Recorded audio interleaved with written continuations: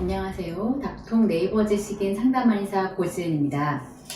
난임에 대해서 질문을 주셨는데 38세시고 이제 부부가 이상은 없으셨는데 현재는 냉동배아가 한계가 있어서 냉동 이식을 준비하려고 하는 분이십니다. 한 달 후에 냉동 이식을 하려고 하는데 이 부분에 대해서 준비 방법에 대해서 궁금해 하셨고, 또 이제 질문해 주신 것이 내막은 좋다고 하고 난소 기능도 괜찮다고 하는데 왜 임신이 안 될까 이렇게 궁금해 하셨어요.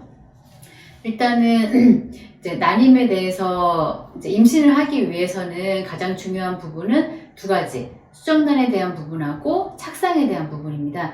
이 부부 같은 경우에는 현재 특별히 이상이 없었고 난소 나이도 5살 더 어리게 나왔었기 때문에 수정란에는 특별히 이상이 없는 걸로 생각이 되긴 하지만은 착상에 대해서는 조금 더 다른 부분이에요. 착상은 자궁 내막이 자기의 착상 환경을 잘 만들어 주어야 한답니다. 그 부분이 매달 가장 최상의 상태로 만들어져 있을 때 결국에 이제 실제 임신 시도할 때 착상이 이루어지게 되는데요.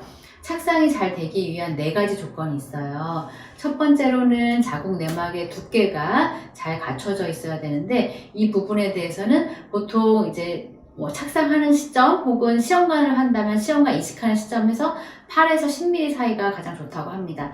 두 번째로는 자궁 내막의 구조가 잘 갖춰져 있어야 돼요. 자궁 내막은 매일매일 혈관과 세포가 이제 분포가 되면서 한 층 한 층 잘 쌓여 있어야 되는데, 그냥 이제 성글게 쌓여져 있는 10mm 내막과 정말 촘촘하게 쌓여져 있는 7mm 내막을 봤을 때 오히려 두께가 조금 더 얇다고 하더라도 구조적으로 좀 더 밀집되게 잘 쌓여져 있는 자궁 내막이 훨씬 착상에는 유리합니다. 그리고 세 번째로는 착상 타이밍이 있는데요.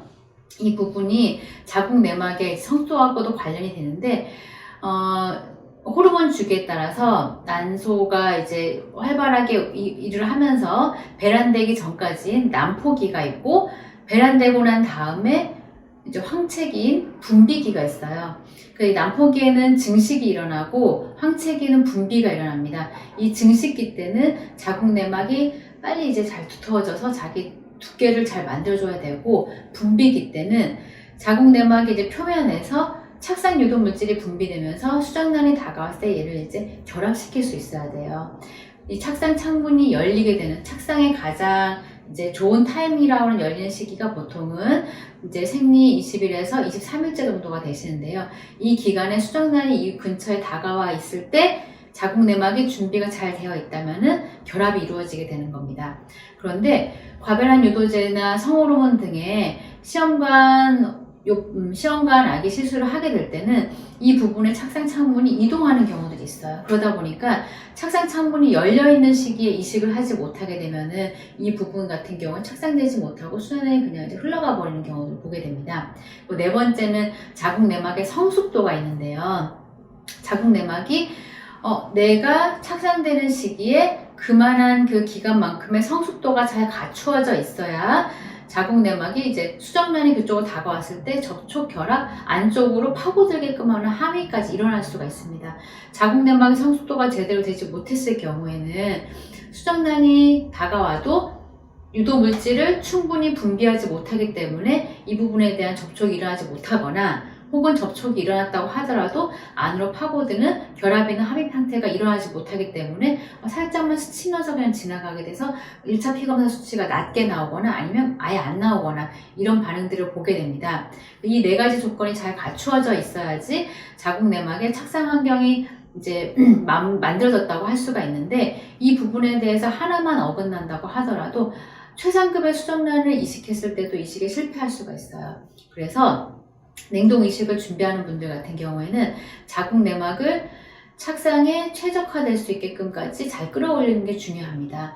그러려면 자궁 내막이라고 하는 게 갑자기 어느 순간에 딱 만들어지는 게 아니라 정말 매일매일 자궁 내막은 하는 일이 다르게 됩니다. 예를 들면 생리 7일째, 생리 8일째, 생리 10일째, 13일째, 14일째, 21일째 각각 자궁 내막은 다른 모양과 다른 두께와 다른 물질로 구성이 되어 있어요. 그러다 보니까 자궁 내막이 일을 하고 있는 매일매일 좋은 영향을 주는 게 굉장히 중요합니다.